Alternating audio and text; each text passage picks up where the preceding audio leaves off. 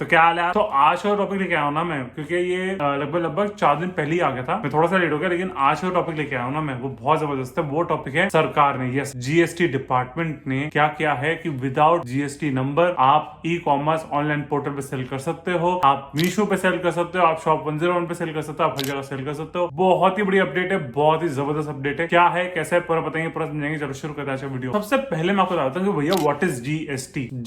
GST होता है आपका गुड्स एंड सर्विस टैक्स। बहुत सारे लोग बोलते हैं ये गुड्स सेलिंग टैक्स होता है, ये नहीं होता, गुड्स एंड सर्विस टैक्स होता है। मैं जैसे कुछ भी सामान बेच रहा हूँ, चाहे मैं सोफा बेच रहा हूँ, चाहे मैं रबर बेच रहा हूँ, चाहे मैं टी शर्ट बेच रहा हूँ, चाहे मैं शर्ट बेच रहा हूँ, कुछ भी बेच रहा हूँ, एक टैक्स देना पड़ता है सरकार को कि भी ये बेचा है तो उस पर इतना टैक्स लग रहा है। वो टैक्स उस पर भी चार्ज कर सकते हो या प्रोडक्ट के अंदर इंक्लूसिव रख सकते हो। तो वो तो हो गया गुड्स वाला। बाकी सर्विस भी होती है। जैसे मैंने किसी को सर्विस दी, मैंने किसी को बोला कि भैया मैं तेरा पूरा सोशल मीडिया संभालूंगा, या मैं तेरे लिए फ्रीलांसिंग करूंगा, या मैं तेरे लिए कंसल्टिंग करूंगा, या मैं तेरे लिए कुछ भी करूंगा, उसके पर्टिकुलर अमाउंट होता है, उस पर आपको जीएसटी देना पड़ता है। नॉर्मली 18% होता है वो। तो ये तो हो गया आपका सर्विस, इसलिए गुड्स एंड सर्विस टैक्स, ये होता है आपका जीएसटी। अब सरकार क्या बोल रही है यार कि मतलब 60% लोग जो बिजनेस कर रहे हैं, 60% लोग जो इस लाइन में है, सब कुछ में है, वो कर ही नहीं पा रहे। अब किसी को मीशो पे सेल करना है, शॉप 101 पे सेल करना है, अमेजोन पे सेल करना है, किसी भी पोर्टल पे सेल करना है, बहुत सारे पोर्टल लगे, तो बड़े बड़े बाजारों में किसी भी सेल करना है, वो कर ही नहीं पा रहे। क्यों नहीं कर पा रहे? क्योंकि जीएसटी नंबर नहीं है उनके पास। और जीएसटी नंबर उनके पास तभी आ पाएगा जब वो उसके लिए अप्लाई करेंगे। और अप्लाई करने से क्या होगा, बहुत सारी प्रॉब्लम भी हो सकती है, क्योंकि अभी वो बहुत ही छोटे लोग हैं। खामा तो वैसे बिजनेस शुरू नहीं है और उसमें और हेडेक। तो सरकार ने क्या बोला, 2023 से हम लोग क्या करेंगे, जिसका भी टर्नओवर 40 लाख से नीचे, 40 लाख को अगर मैं तोड़ू तो 3 लाख रुपए महीने से नीचे, 3 लाख रुपए का तोड़ू मैं तो 10,000 रुपए दिन का, 10,000 को भी तोड़ूंगा मैं तो 100 ऑर्डर या 50 ऑर्डर से जिसके भी नीचे हैं उनको जीएसटी की जरूरत नहीं है। देखो इनिशियली जब शुरू किया था तो हमारा भी इतना टर्नओवर था नहीं, हालांकि मेरा ट्रेडिंग था तो बहुत जल्दी टर्नओवर बढ़ गया था, तो जीएसटी नंबर लेना पड़ा था हमें। लेकिन जिसका भी 40 लाख से नीचे है, मतलब आप समझ लो अगर 40 लाख है और उस पर आप एवरेज मार्जिन 20% का भी लेके चलते हो, अगर 8 लाख आपका प्रॉफिट हो रहा है तो आपको जीएसटी नंबर लेने की जरूरत है। अगर आपका प्रॉफिट मार्जिन ज्यादा है कि 40 लाख के टर्नओवर पे आपका प्रॉफिट मार्जिन 50% है, 60% तो अलग बात है, वरना अगर आपका 40 लाख रुपए का टर्नओवर है, उसमें मार्जिन आपका हार्डली 2% 5% पे कर रहे हो, तो आपको जीएसटी नंबर लेने की जरूरत नहीं। यस, 40 लाख रुपए तक आपको जीएसटी नंबर लेने की जरूरत नहीं है। जैसे 40 लाख से ऊपर का होगा, उसके आसपास भी आंकड़ा आएगा तो आप ले लेना। और आप सोचो अगर आप 40 लाख के आंकड़े पहुंचे तो ऑब्वियसली आपकी टीम बढ़ चुकी है, सब कुछ बढ़ चुकी है। सरकार को अब समझ आने लग गया कि हाँ आप एक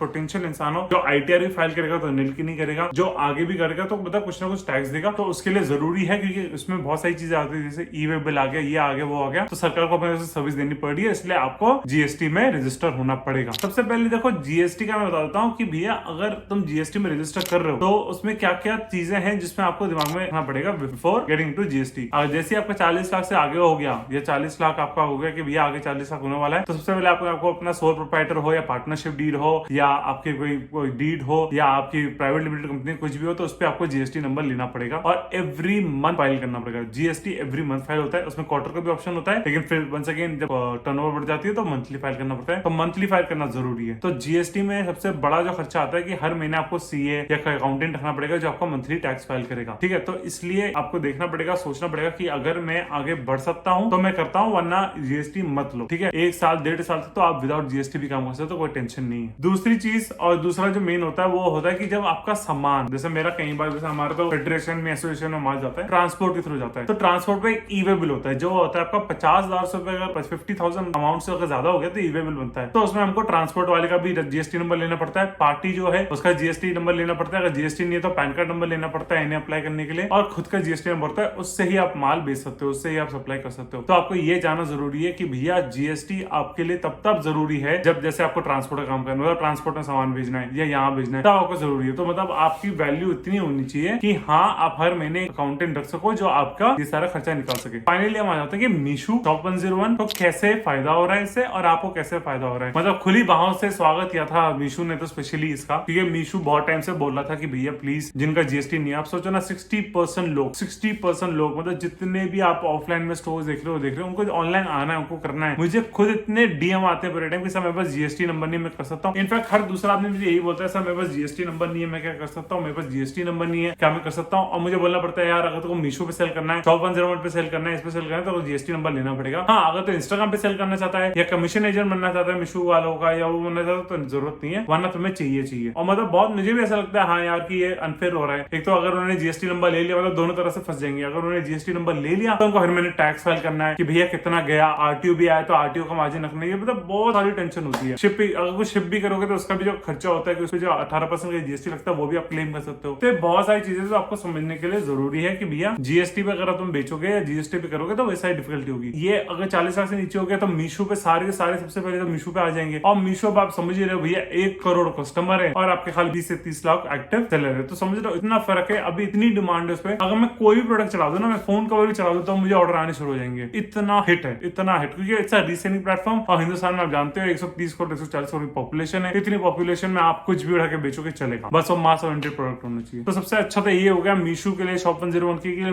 बहुत सारे सप्लायर्स आने वाले, बहुत सारे सेलर्स आने वाले, बहुत सारे टायर 2 और टायर 3। अगर आप टायर 2, टायर 3, टायर 4 सिटीज में रह रहे हो, या इनफैक्ट अगर आपको ऐसी जगह रह रहे हो जहाँ पर ऑनलाइन इतना है नहीं, आप अपने आसपास देखो कि ऑफलाइन बिक रहा है, उनके प्रोडक्ट लिस्ट कर दो, ठीक है। क्योंकि अभी भी बहुत ज्यादा मतलब ना बोलते ग्रे एरिया होता है ना, मतलब एक ब्लैक एक व्हाइट और ग्रे एरिया। ग्रे एरिया हमारा इतना है, मतलब 60% लोग तो अब तक इस बैंडविड्थ में कि भैया हम ऑनलाइन भी नहीं, हम ऑफलाइन भी नहीं, हम कैसे चलाएं। तो आप उसमें बहुत अच्छा पैसा बन सकता है, बहुत जबरदस्त पैसा बन सकता है। तो आज की सबसे इंपॉर्टेंट अपडेट ये थी कि भैया जीएसटी में सरकार दिमाग डाल रही है, वो बोल रही है कि हाँ हमें समझ आ रहा है कि ऑनलाइन डिमांड बहुत है, जो है ना दुकानदार वो सब बहुत छोटे हैं, 40 लाख से नीचे के आप सीधा रिस्क कर लो, कोई प्रॉब्लम नहीं है। साथ ही साथ में ONDC जो इंडिया का अपना गवर्नमेंट पोर्टल आ रहा है, जिसमें क्या हो रहा है सारे प्रोडक्ट एक साथ लिस्ट हो जाएंगे। इस लाइक का मतलब भीम मैंने यूपीआई का बताया था वो वैसे ही है। उस पर गवर्नमेंट बहुत अगली तरीके से वर्क कर रही है, बहुत अच्छी अच्छी एसोसिएशन बन रही है, बहुत बॉडी बन रही है इस पे करने के लिए, और बहुत ही जबरदस्त हो जाएगा कि सब एक पोर्टल पे हो जाएगा, एवरीथिंग यूनिवर्सल एक पे हो जाएगा। जैसे यूपीआई हो गया, पेटीएम गूगल पे सबको एक साथ कर दिया, तो वैसे ये भी हो गया। तो ये बहुत इंपॉर्टेंट आपको जाना। दो बहुत ही मेजर चीज हो रही है। पहली चीज कि 40 लाख से नीचे खत्म हो रहा है, ऑनलाइन लिस्ट कर सकते हो। और दूसरी चीज ONDC आ रही है, ONDC में बहुत अपॉर्चुनिटी वाली है, आने वाली है। 2023 में तो समझ लो पैसे पैसा छापेगा जो ऑनलाइन में आ गया। मैं अभी बता रहा हूँ 2022 में जून के महीने में बोल रहा हूँ, जून का महीना तो खत्म हो गया, सॉरी जुलाई 2 हो गई है, जुलाई 2 को बोल रहा हूँ मैं कि भैया दबा के पैसा आने वाले, दबा के काम चलने वाला है। इंस्टाग्राम पे अभी भी चल ही रहा है e commerce customisation drop shipping, उसको फॉलो करो, उसमें ड्रॉप शिपिंग, उसमें प्रिंट ऑन डिमांड, हर चीज का देखते जाओ। तो बताना कैसा लगा video. Thank you so much guys, please like share subscribe.